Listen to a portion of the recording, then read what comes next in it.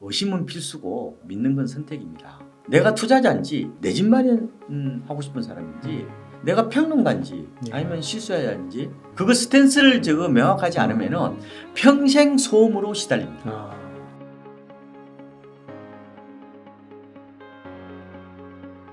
이번에 꼭 여러분들이 배워야 될 거는 제 생각에는 영웅이 탄생하면요. 그 시장에서 영웅이 탄생하면은 버블입니다. 영웅이요? 영웅. 영웅. 히어로가 탄생합니다. 우리나라의 코스피 고점이 2020년 6월입니다. 네. 아파트 지거래가보다 4개월 빨랐어요. 그때 TV 예능 프로그램에 많은 주식 스타들이 나오셨어요. 맞아요. 그 욕망을 따라한 겁니다. 그 영웅을 따라한 거예요. 그때가 버블이고요. 그때 부동산 전문가분들도 예능 프로그램에 제법 나왔습니다. 그때 아파트 상투하고 거의 비슷합니다. 네. 그래서 너무 이 저널리즘에 너무 함몰되지 마라. 지금은 이 영끌푸에 대해서는 잘 안 나와요. 2012년에는 호스프 때문에 사이가 시끄러웠는데 아마 이게 내성이 생긴 건지 그렇게 많이는 안 나와요. 근데 지금은 어디서 이게 하나의 인간 지표를 찾아내냐면은 유튜브에서 지금은 유튜브가 옛날에 TV거든요. 지금은 유튜브에서 세상이 끝날 것 같은 극단적인 비관론이 팽배했을 때 그때가 바닥입니다. 네. 시세는 비관의 벽을 타고 오르거든요. 그래서 때로는 시장을 좀 냉철하게 바라보고 시장이라는 것은 오르고 내리고 하는 사이클인데도 불구하고 많은 유튜브에서 이거를 이른바 지속 편향에 빠져 있단 말이에요. 응? 네. 오늘 빠지면 내일도 빠질 것처럼 이 가장 버블과 역버블의 단초가 바로 지속 편향에 빠지는 겁니다. 네. 아니 지금 어떻게 보면은 얼음이 녹고 있는데도 불구하고 더 혹한이 올 거라고 그동안에 많이 얘기했잖아요. 네. 그래서 저도 그로부터 완전히 자유롭지는 솔직히 않습니다. 왜냐하면은 이 제가 최근에 실거래가 지수하고 표본 통과 통계에 대해서 이렇게 제가 깊게 파고들기 전에는 네. 저도 그동안에 이걸 도대체 그러면 나는 유튜브에서는 개인적인 얘기를 좀 할 수 있잖아요. 네. TV에서는 집값이 앞으로 더 조정받는다고 그러죠. 이게 제가는 불안한 반등세라고 얘기를 하죠. 지금 어떻게 될지 모르잖아요. 그렇게 막 자세하게 설명할 시간도 설명 없죠. 없죠. 그리고 기본적으로 매스컴은 특히 매스컴 부정성 편향이라고 그래요. 네거티비티 바이어스라고 네. 그러는데 기본적으로 집 사지 말라고 그러죠. 누가 집을 사라고 그래. 부정성 편향을 기본적으로 띠고 있어요. 네. 이게 특히 제도권 미디어일수록 어떻게 지금 와서 불나방 축제를 벌이라고 지금이라도 늦지 않았으니까 집 사라고 어떤 얘기예요. 네. 기본적으로 이게 이제 미디어의 역할은 이게 이제 쿨다운 시키는 거죠. 네? 네. 이게 이제 피드백인데 이게 네거티브 피드백이라는 거예요. 이게 포지티브 피드백은 아니란 말이에요. 대부분 너무 방송 들어보시면 올라갈 때도 지금은 막 묻지마 사지 말라고 그러잖아. 당연히 묻지마 사지 말라고 그러지. 그럼 묻지마 지금이라도 사라고 그래? 그럼 보도가 안 되는데. 선동하는 미디어예요 그러면. 그렇죠. 그래서 기본적으로 이 제도권 미디어들은 이게 그거예요. 부정성 편향을 띠고 있단 말이에요. 전문가들도 상당 부분이 부정성 편향을 띠고 있는 경우가 많아요. 네. 그래서 이런 대토론을 보면은 어때요? 당연히 누가 이겨요? 비관론이 이기는 거죠. 그래 비관론이 항상 명성을 얻죠. 그런데 항상 뭐죠? 돈은 누가 챙겨가요? 네, 긍정론자들이 챙겨가죠. 저는 긍정론자가 되라는 건 아니고 세상에 저는 세상을 바라볼 수 있는 균형추를 가지라는 거고 그다음에 저는 낙관적 합리론자가 되라는 거예요. 그러니까 너무 막 주값이 올라간다는 그런 이른바 우상향 기우제나 혹은 이 소망적 사고라고 그러거든요. 20불 띵킹이라고 하는데 그렇게 하는 게 아니라 있는 그대로 바라볼 수 있는 나름대로 어떤 그런 조금 통찰력 정도는 쉽지 않죠. 통찰력이 솔직히 없어요. 없으니까 아직 은행 다니고 있잖아요. 그러니까 쉬운 건 아닌데 여러분들께서 저는 가장 중요한 게 합리적 의심인 것 같고요. 네. 의심은 필수고 믿는 건 선택입니다. 유튜브에서 가장 중요한 게 합리적 의심이고요. 반드시 의심은 필수고 믿는 건 선택이라고 해서 이 알고리즘에 따라서 자기가 듣고 싶은 게 계속 듣는단 말이에요. 맞아요. 계속 그걸 띄워주고. 어떤 유튜브 보니까 상가 시장만 계속 보여주시면서 지금 부동산에 큰 위기가 왔다고. 상가는 저는 구조적 불황이 왔다고 보는 겁니다. 이게 쇼핑에 이게 디지털화하고 그다음에 저출산하고 고령화하면 소비를 안 해. 우리나라 가계 부채 비율이 높아가지고 소비할 여력이 없어요. 상가하고 아파트는 달라요. 그러면 상가 보면 이제 큰일 난 거야. 우리나라에 지금 신도시가 보면 다 비어 있잖아요. 그럼 아파트 가격이 왜 오르는 거예요? 그러면? 그 시장은 다른 시장이에요. 그렇죠. 근데 자꾸 거기서 연상을 떠올리면서 자꾸 사람들이 거기에 미디어로부터 학대당하는 거죠. 맞네요. 맞잖아요. 그거 아파트하고 상가하고 무슨 관계? 상가는요. 그러면은 상가 건물하고 상가하고 또 달라요. 상가 건물은 빠진 것도 없어요. 상가 건물은 대부분 땅이란 말이에요. 빌딩 우리나라에 전 세계적으로 지금 우리나라에 지금요. 빌딩은 공실이 없어요 지금. 그럼 그걸 뭐로 해석할 거예요? 그렇죠. 그러니까 우리가 이게 아까 가용성 규시대가 비슷한 거예요. 네? 그러니까 너무 우리가 극단적인 걸 보고 자꾸 인접해 있는 것까지 막 벌벌벌 떤단 말이에요. 근데 뭐 장기적으로 그게 맞을 수도 있는데 제가 드리고 싶은 건 아니면 부동산 사지 마시든지 어차피 집을 사신다고 그러면은 너무 그런 공포론이나 극단론에 빠지지 마시고 조금은 저는 보수론자가 더 좀 나은 것 같고 보수주의가 아니라 좀 시장을 좀 보수적으로 보는 건 나쁘진 않은데 그래서 제가 매가를 좀 낮추시는 방법을 좀 고민해봐라. 타이밍 오만 재고 이제 태풍이 이제 더 이상 안 불어오잖아요. 불어오더라도 다 예상할 수 있는 정도가 되잖아요. 그러면 지금은 가격 메리트 보고 접근해야 되지. 어떻게 하면 싸게 살 거 고민해야 되지. 어떻게 타이밍을 재요. 근데 뭐 투자자들은 타이밍이 제일 될 것 같아. 집은 필수가 아니잖아요. 저 아파트는 필수 아니면 나중에 싸게 사면 되지 뭐. 당장 집이 필요한 사람은 어떡할 건데. 그렇죠. 그러니까 그것도 차이가 있는 거야. 내가 투자자인지 내가 내 집 마련하고 싶은 사람인지 내가 평론가인지 아니면 실수야인지 나는 지금 실거래가를 보고 싶은 건지 나를 먼저 알아야겠네요. 그렇죠. 맞아요. 그거 스탠스를 저거 명확하지 않으면은 평생 소음으로 시달립니다. 그러네요. 그래서 여러분들이 제가 그랬잖아요. 제 책도 사보시면 좋은데 아까 뭐예요? 아까 신호와 소음 보시는 것도 나쁘지 않다. 여러분들이 지금 너무 소음에 휘둘리고 있다. 정확하게 신호를 봐라. 신호는 가장 좋은 신호는 뭐예요? 이거 굴절되지 않는 신호가 뭐예요? 굴절되는 거요? 그러면 현장과 가장 가까운 그렇죠. 신호가 바로 뭐예요? 아까 2층가구 이상 대단지 그다음에 실거래가, 아파트 KB. 실거래가, 그다음에 KB선도 50개 정도. 이 정도 보시면 굉장히 좋은 지표가 될 것 같다. 이렇게 보시면. 아파트 실거래가 그거는 한국부동산원에서 보면 되고 그렇죠. KB는 KB에서 보면 KB 되고. 보시면 뭐 언제든지 볼 수 있죠. 다 열려 있으니까요. 너무 감사합니다. 정말 고민 많이 하시고 심도 깊은 연구 많이 하셨을 텐데 이렇게 아낌없이 나눠주셔서 감사드립니다. 그거 제가 한 말씀을 좀 드릴게요. 이 편향과 단순 도시계 함정이 가장 위험한데요. 가령 이런 얘기를 하죠. 거슬사 PF 문제가 이게 이슈가 되면 집값이 빠져요? 보통 빠진다고 생각할 것 같아요. 아닌가요? 그거 단순 도시계예요. 그건 파생적으로 빠지는 거예요. 파생적 영향을 주는 거예요. 주택 시장은 두 가지가 있어요. 하나는 신규 분양 시장이 있고 하나는 재고 시장이 있단 말이에요. 지금 뭐가 에러가 터진 거예요? 문제가 터진 거예요? 신규 공급 시장에 에러가 터진 거란 말이에요. 그거 집값하고 무슨 관계 있어요? 간접적 영향을 주겠지. 그러면은 만약에요. 이게 지금 위기가 올지 않을지는 몰라. 터지지도 나는 개인적으로 터지지 않을 거라고 봐요. 왜? 정부에서 가만 안 두들 겁니다. 그럼 만약에 작년에 우리가 레고 사태처럼 만약에 터지려고 그러면은 그런 식으로 많이 나타날 수도 있겠죠. 그죠? 그 정도 급은 나타난다고 본다면은 그게 집값을 확 떨어뜨리기 위해서는 어떻게 돼야 되냐면은 건설사나 시행사나 이런 데서 대량 실업이 발생해야 돼요. 아니면 금리가 크게 올라야 돼. 근데 이게 소비자 시장이잖아요. 지금 재고 시장은. 그거 시장하고 관계없죠. 물론 단기적으로는 영향을 안 줄 거야. 아마 장기적으로는 오히려 공급을 안 하니까요. 오히려 상승으로. 장기적으로는 2, 3년 뒤에는 오히려 집값을 끌어올리는 요인이 되는 거죠. 그러니까 재고 시장하고 분양 시장은 조금 거리가 있어요.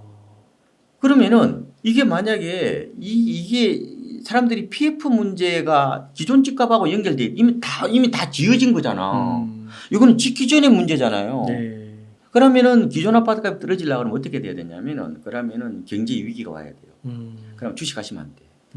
주식이 또 경제 위기를 반영하는 더 밀접한 거울이잖아요. 주식 매 투자하면서 그러면은 그 마치 PF 터지면은 이게 뭐 집값이 크게 빠진다고. 물론 뭐 출렁거릴 수는 있겠죠.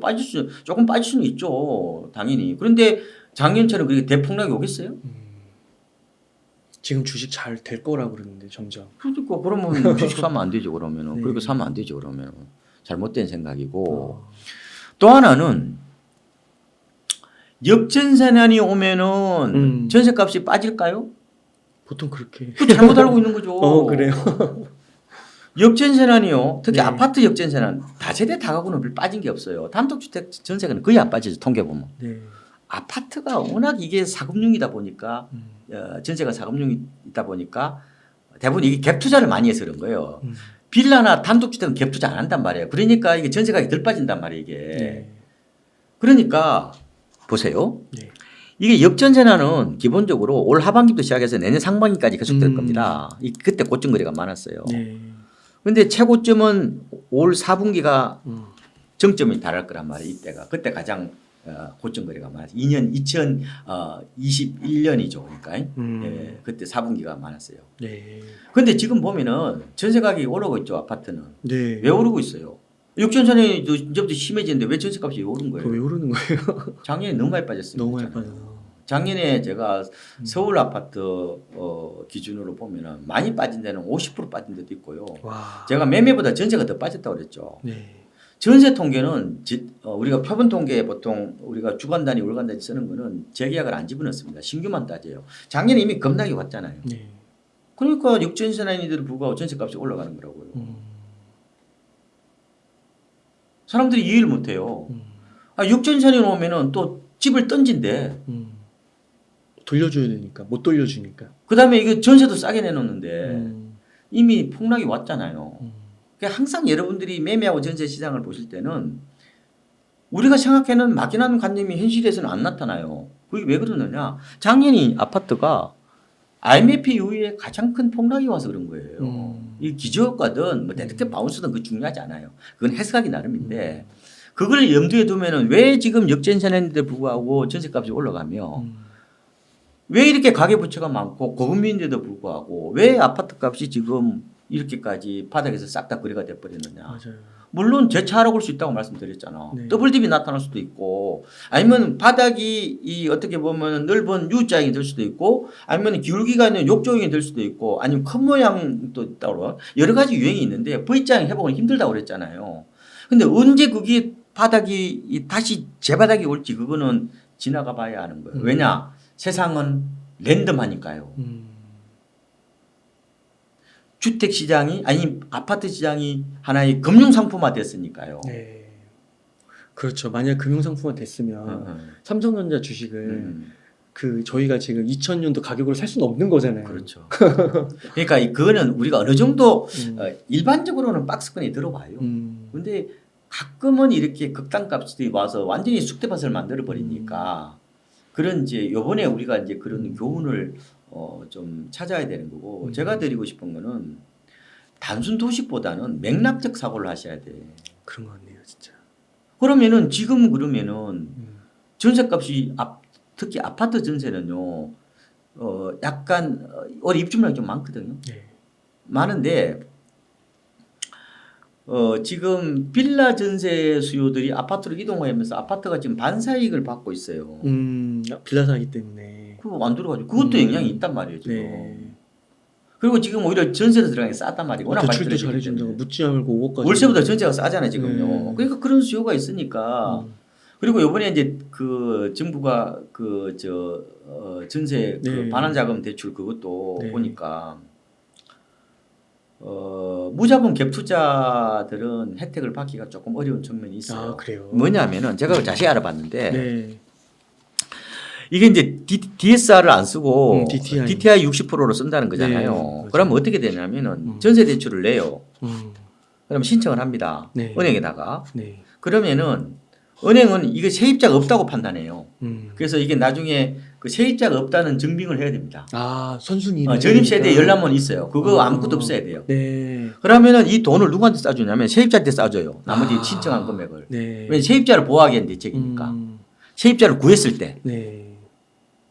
근데 문제는 세입자를 못 구하는 거잖아요. 전세값이 너무 차이 나니까. 그러면은 일단은 대출은 해줘요. 네. 그죠? 대출은 해줘요. 그럼 세입자를 못 구했어. 그럼 어떻게 해요? 대출 이자를 내면서 버티는 거죠. 그 시간 벌기용으로 지금 대출이 되는 거잖아요. 그러면 전세를 던지겠어요? 안 던지죠.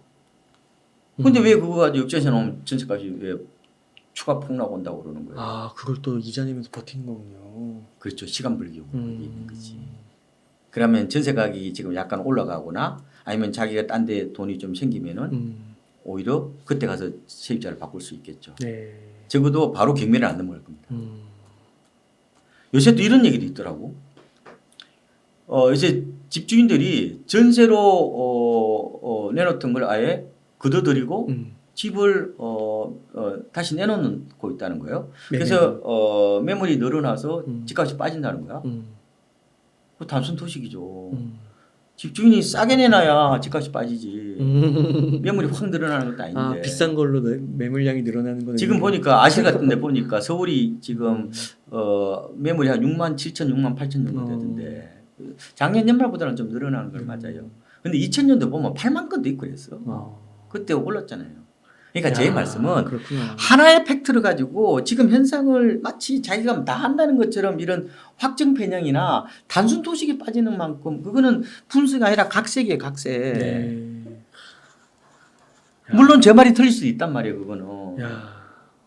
그러면 지금 설명이 안 되잖아요. 네. 왜 역전세는 시작됐는데도 불구하고 왜 집값은 이 전국 아파트 값이 다시 반등을 했는데 그걸 어떻게 설명할 건데 그거? 그러니까요. 안 맞죠? 네. 불협화음이 생긴단 말이에요. 맞아요. 그 문제가. 아니 근데 이게 보통 진짜 전문가 진짜 그 투자의 고수들은 확정하지 않고 항상 열어두고 맞아요. 유연성. 확신할 근데 그렇게 말씀하시는 것 같아요. 맞아요. 박원갑 그러니까 박사님. 저는 제가 네. 뭐냐면은 패턴화가 가장 무섭기 때문에 그렇고 단순 도식이 가장 무섭기 때문에 그런 네. 거예요. 물론 저는 집을 열채 사는 개인적으로 그렇게 좋아하지는 않습니다. 저도 집 한 채 이상 저는 안 가질 거고요. 저는 전문가 윤리가 가장 중요해요. 고수하고 전문가 가장 차이가 저는 윤리라고 봅니다. 저는 제가 집 한 채 갖는 게 전문가의 유일한 윤리라고 보는 거예요. 저는. 그래서 저는 일부러 집을 여러 채 사지는 물론 돈도 없고요. 근데 네. 중요한 거는 뭐냐 하면은 네. 어떻게 하면 내가 이른바 집비어천가라고 그러거든요. 네. 집 오르기를 기우제 지내는 걸 집비어천가라고 그래요. 네. 용비어천가가 아니라.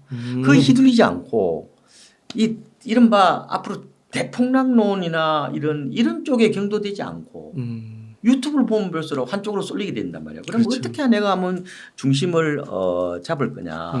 저는 하반기에 충분히 소강 구매로 갈 수 있다. 네. 실거래가를 보면은. 왜냐하면 금리가 다시 올라간다. 상반기 때 싼 매물이 다 팔렸다. 그렇잖아요. 네. 그다음에 지금 아까 뭐 건설사 PF 문제도 주택 시장을 약간 짓누를 수는 있지만 그게 작년처럼 폭락으로 오지 않는다고 그랬잖아요. 네. 그럴 가능성이 극히 낮죠. 그거는. 정부가 가만히 있겠어요. 그거를 한번 작년에 레고 사태 좀 한번 뒤었는데 네. 그런 어떤 하반기에 반등 탄력이 좀 떨어질 거다. 그런데 통계지표로 보면 상반기보다 많이 오를 수 있단 말이에요. 실거래가 보면 싼 게 다 팔렸는데 이미. 네. 그럼 뭘 보고 내가 부동산 시장을 재단하고 판단할 거냐는 거죠. 가격으로. 그래서 중요한 거는 바닥 가격을 항상 내가 초점을 맞추고 어떻게 땅 냄새를 받는다고 말할 수도 있겠네요. 그죠? 그러니까 어떻게 하면은 이 땅 장바닥 시세에 근접한 시세를 가지고 의사결정을 해서 시차를 최소화할 거냐. 네. 지금처럼 초스피드 사회에서는 그게 오히려 덕목이에요. 물론 이제 장기여러면 당연히 추세를 보고 판단하는 건 맞죠. 네. 집이 꼭 필요한 분들한테는 오히려 통계가 맞는 건 아니다. 네. 통계는 세상을 생각보다 늦게 왜곡시킬 수도 있고 시차도 늦고 그거는 이렇게 보면 맞고 저렇게 보면 또 틀리고. 네. 주택 가격은 앞으로 더 빠진다고 그랬잖아요. 백미러를 보고 운전하는 거. 맞죠. 그래, 앞을 보고 운전해야 되는데 자꾸 백미러를 보고 운전을 하는 그런 오류를 많은 사람들이 보죠. 그게 저지르죠. 왜? 본인이 실수요자가 아니라 마치 평론가가 됐다고 착각하기 때문에. 진짜. 그래서 제가 분명히 얘기하잖아요. 당신이 실수자냐 평론가냐. 명확하게 스탠스를 가지지 않으면은 평생 소음으로 시달릴 거다. 신호를 못 본다. 네. 그래서 제가 제 책도 중요하지만 신호와 소음을 좀 읽어보시면은 네. 내가 이른바 유튜버 저널리즘에 내가 휘둘리지 않고 공포와 극단적인 이런 논에 내가 함몰되지 않고 내 스스로 생각의 힘을 거르고 사유의 힘을 기를 수 있는 방법이 이른바 합리적 의심, 네. 이른바 비판적 사고가 저는 중요한 것 같다. 유튜브 너무 많이 보지 마시라. 차라리 좀 책을 보시는 것도 괜찮습니다. 그 박사님 유튜브도 하시잖아요. 안 해요. 유튜브 안 하세요? 회사에서 못하게 해서 저 잘리면 할 거예요. 나중에 할 때 좀 도와주세요. 그러면은 그때 이렇게 방송 좀 자주 하시면 이제 그 많은 분들이 또 이게 뜨문뜨문하면 또 그런 걸 잃을 수 있잖아요. 감을. 그때 이렇게 딱 그래도 뭐 일주일에 한 두세 번이더라도 아니 저는 너무 부동산만 안 할 거고요. 저는 집과 삶이라는 거 네. 제가 블로그 쓰고 있는데 그거 너무 살아가는 얘기 좀 뭐 젊은 분들한테 아니면 좀 연세 드신 분들한테 하고 싶은 얘기도 있고 제가 요새 블로그나 페이스북에 글 올리면 엄청 호응이 막 좋아요. 최근에 그걸 썼거든요. 제가 은퇴 이제 걱정하시는 분이 있더라고. 그래서 은퇴 재취업 교육을 그만 받고 멘탈 강화 훈련을 받으라는 거예요. 네. 왜냐 은퇴하면 완전히 고립무원이거든요. 그 멘붕 때문에 우울증 온 사람 많아요. 그렇죠. 연착륙화는 마음의 훈련을 하는 게 더 중요하지. 뭐 그럴 정도로 이게 충격이 크니까 네. 내려놓기 연습 이런 거를 하라 막 그렇게 얘기 제가 많이 올리니까 막 호응도가 막 그게 다 있으신데 언어로 표현을 못 하셨는데 그 부분을 딱 짚어주시니까. 그렇죠. 저는 주로 출근할 때 30분 만에 한 걸 쓰시니까요. 쓰는 경우가 많습니다. 네, 빨리 유튜브 하시면 좋겠네요. 그렇죠. 네. 그래서 여러분들도 아마 이렇게 책 한번 써보십시오. 준비하셔가지고 그러면 책 쓰면요 나도 모르게 마치 지적 띵틀 같아. 좀 성장하는 느낌이 있어요.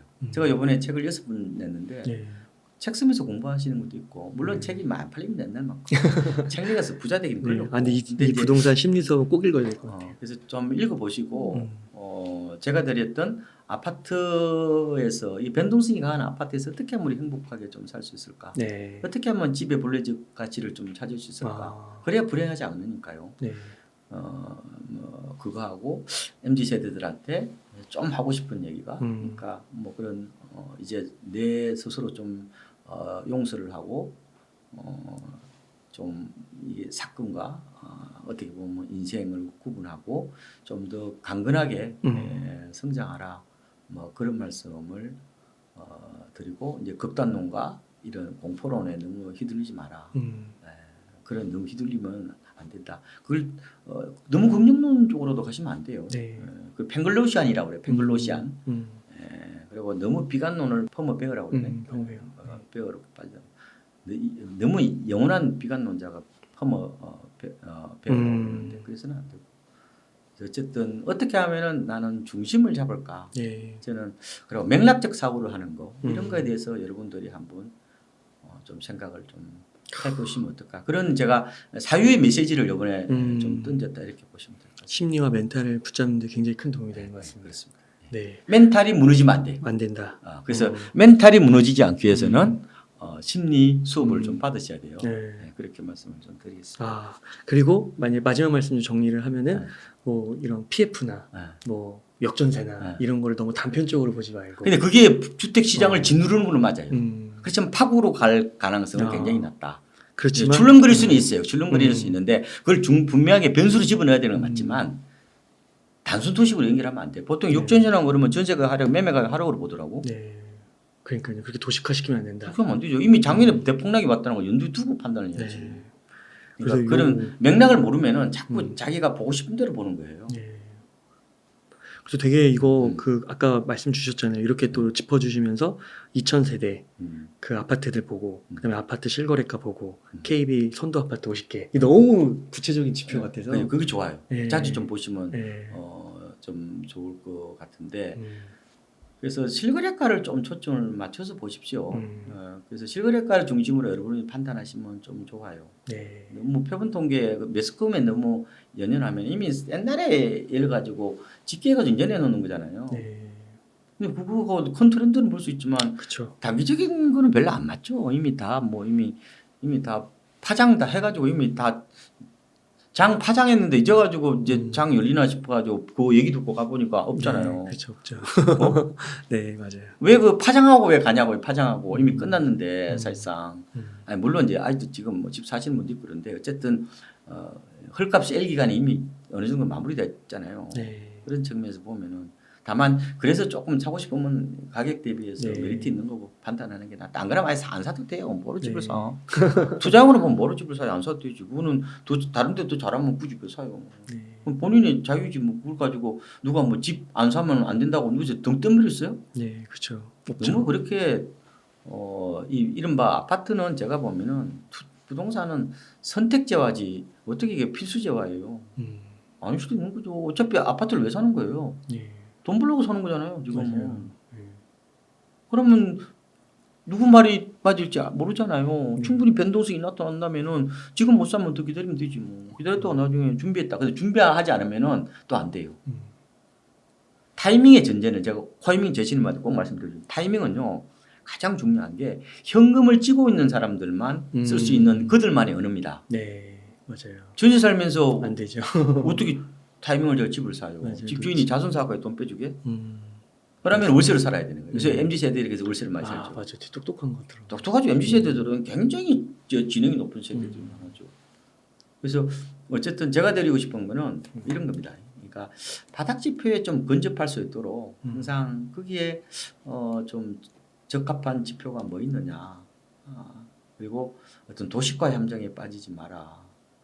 그렇죠. 생각이 좀 유연해야 된다. 저도 좀 쉽지는 않습니다. 그래서 뭐 그런 쪽에 좀 생각을 좀 많이 해보시고 책도 좀 많이 보시고 저는 유튜브로 너무 공부하시는 걸 반대.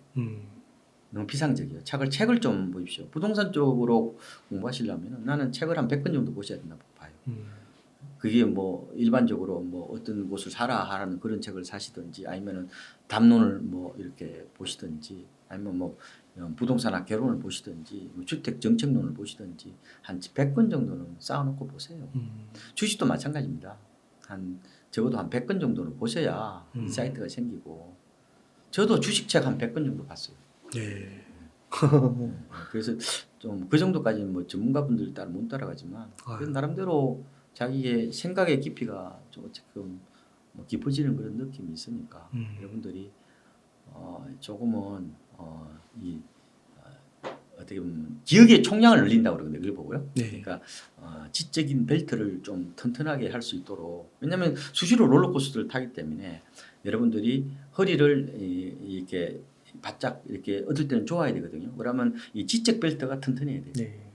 그래서 항상 지적 벨트, 그러니까 사소한 그런 이렇게 이런 뭐 이렇게 굉장히 뭐 공포라든지 극단에 휘둘리지 않고 내가 어떻게 하면 중심을 잡으려면 이 지적 벨트를 이렇게 튼실하게 해야 된다.